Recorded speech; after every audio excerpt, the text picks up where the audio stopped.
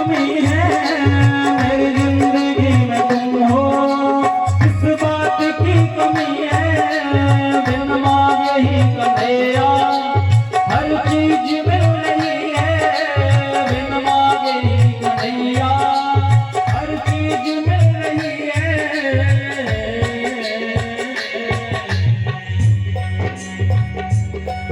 तेरी बदौलतों से तेरी बदौलतों से आराम हो रहा है, मेरा याद की कृपा से सब काम हो रहा है, मेरा याद की कृपा से सब काम हो रहा है। करते हो तुम कन्हैया, करते हो तुम कन्हैया, मेरा नाम हो रहा है, मेरा याद की कृपा से सब काम हो रहा है, मेरा याद की कृपा से सब काम हो रहा है, मेरा याद की कृपा से सब काम हो रहा है।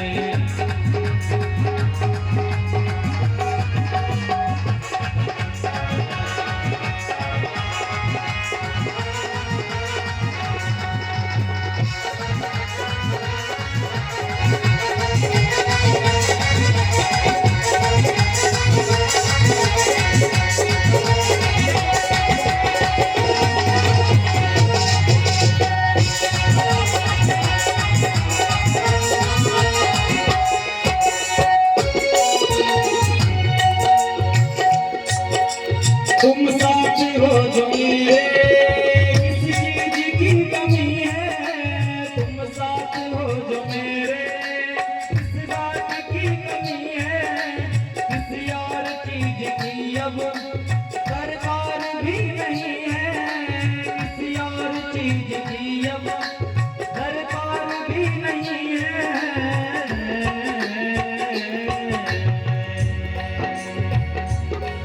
तेरे साथ अब तो तेरी बदौलतों से आराम हो रहा है, मेरा याद की कृपा से सब काम हो रहा है, मेरा याद की कृपा से सब काम हो रहा है।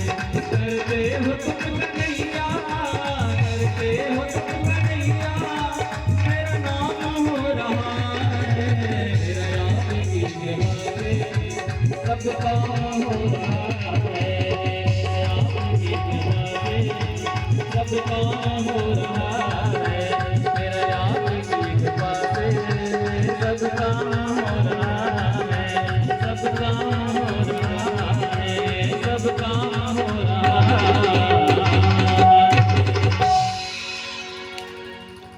सो सब तब प्रताप रघुराई, नाथन कछु मोर प्रभु ताई। ये प्रसंग कहता है जीवन में हर क्षण भगवत कृपा का अनुभव व्यक्ति को करना चाहिए। इस जन्म में नहीं कर पाइएगा तो दोबारा जन्म में कर पाइएगा, ये कोई गारंटी है? इस जन्म में जब आपने नहीं किया, जैसे कह देते हैं कि चलिए आज जो काम हमने नहीं किया तो कल कर लेंगे अथवा परसों कर लेंगे, तो ये कोई जरूरी नहीं कि आज इस जन्म में हमने जो काम नहीं किया वो अगले जन्म में होवे करेगा। इसको कोई नहीं जानता। क्यों? कि दुर्लभो मानसो देही देही नाम क्षण भंगुरा। दुर्लभो मानसो देही देही नाम क्षण भंगुरा। यह दुर्लभ है मनुष्य तक, दोबारा मिले कि न मिले ये तो कोई गारंटी है ये नहीं। अब अपने मन से चाहे कहते रहो, कोई जब मरोगे तो आपके पुत्र लोग लिख देंगे स्वर्गीय श्यामा देवी, ये राम सिंह स्वर्गीय, अपने से लिख लो जितना संबोधन लगाना हो। जाना आना तो भैया वही पे है जहां जा रहे हैं। तो कहने का मतलब कि बड़े भाग्य से यह मनुष्य तन हम सबको प्राप्त हुआ है, इसे गंवाना नहीं चाहिए। ये प्रसंग कहता है। बड़े बड़े भाग मानुष तन पावा, सफल बनाना है। बड़े भाग मानुष तन पावा। और कहां कहां जाएंगे? पहले तो घर में भक्ति करिए, पहले घर में भक्ति करिए, फिर इसके बाद फिर जाना हो जहां चले जाइए। घर वाले देवता पहले प्रसन्न होना चाहिए। और घर वाले देवता कौन हैं?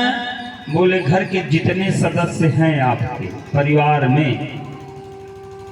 आप जैसे पिता हैं तो पिता अपने बेटे का, बहू का और अपने भाइयों का, परिवार का, पूरे संपूर्ण परिकर जो आपका है, इनको आप प्रसन्न रखिए और ये आपसे प्रसन्न रहे। तब ये आपको समझ लेना चाहिए कि हमें भगवान, हमारे ऊपर भगवान की प्रीति है, भगवान की अद्भुत कृपा है हमारे ऊपर। अगर आपके घर के लोग आपसे रुष्ट हैं तो समझ लीजिए कि हमारे ऊपर किसी की कृपा नहीं है। आपकी पूजा पाठ सब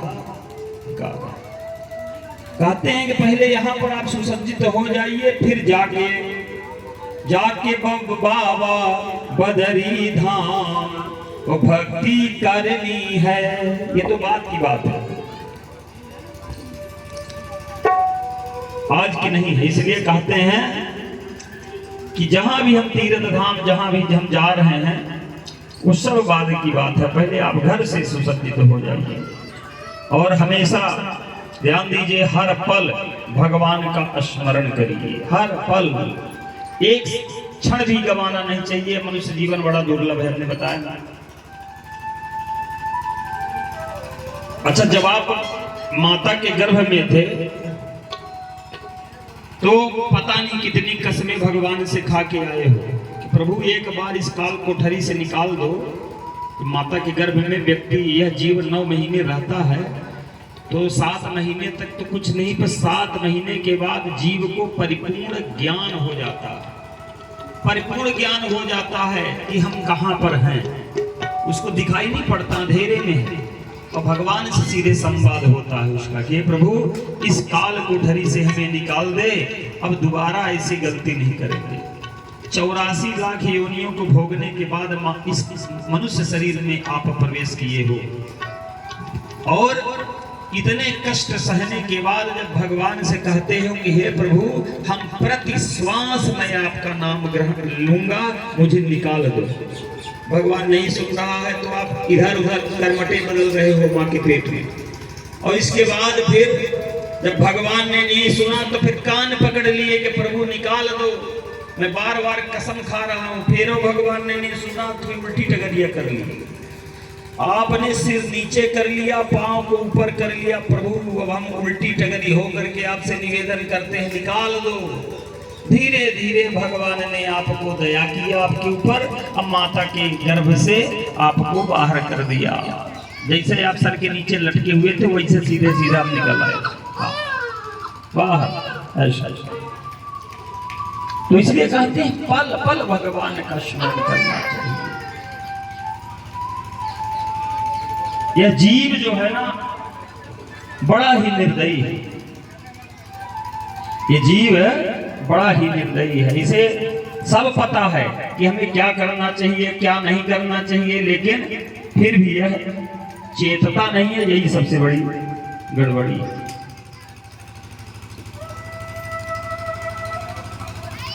हर मनुष्य का कर्तव्य यही है कि हम इस दुर्लभ संसार में आए हुए हैं, हमें क्या करना चाहिए। यदि हम अपने समस्त कर्मों को सुंदर अगर करते रहे, अच्छा मान लीजिए आप अपने कर्मानुसार बंदर होते तो क्या करते, चिड़िया पक्षी होते तो क्या करते, सूकर कुकर होते तो गांव गांव में डंडा खाते फिरते, कुकुर बन जाते तो डंडा के अलावा क्या मिलता, मनुष्य बने होते तो बड़ी अच्छी बात है। पर दयालु ईश्वर की कितनी भारी दया है कि ईश्वर ने यह मनुष्य का शरीर दे करके हमें बहुत विलक्षण मौका दिया है। ऐसे अवसर को पाकर के हमें चूकना नहीं चाहिए। देखो, जब तक हमारा शरीर स्वस्थ है, जब तक, तभी तक यह शरीर रूपी घर स्वस्थ है, तभी तक वृद्धावस्था दूर है, इंद्रियों की शक्ति जब तक क्षीण नहीं हुई है, आयु का भी क्षय नहीं हुआ है, तभी तक विद्वान पुरुष को अपने कल्याण के लिए महान प्रयत्न कर लेना चाहिए। तो बुढ़ा जाओगे तो कैसे करोगे? अब देखो, जब आग लग जाए घर में, तब कुआं खोदोगे तो मतलब क्या निकलेगा? पहले से पानी की व्यवस्था कर लो। तो हमारे लिए वही परम कर्तव्य है जिसका संपादन आज तक कभी नहीं किया गया। यदि इस कर्तव्य का पालन पूर्व में किया जाता तो आज हम लोगों की यह दशा न होती। दुनिया में ऐसी कोई योनि नहीं है जो हम लोगों ने नहीं भोगी।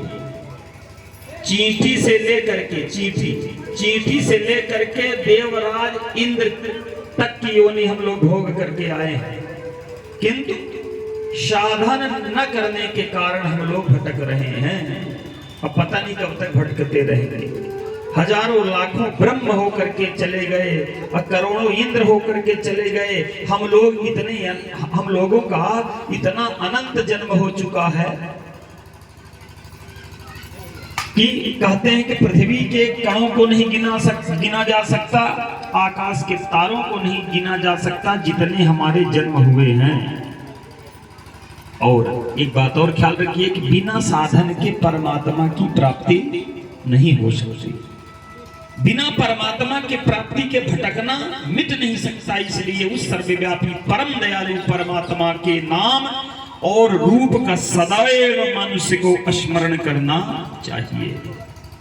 इन साधनों के लिए महापुरुषों की शरण में जाना चाहिए और वो महापुरुष आपको पार लगा देंगे। लेकिन भगवान से पहले हाथ जोड़ना पड़ेगा कि प्रभु हमें अच्छी जगह पर पहुंचा दो,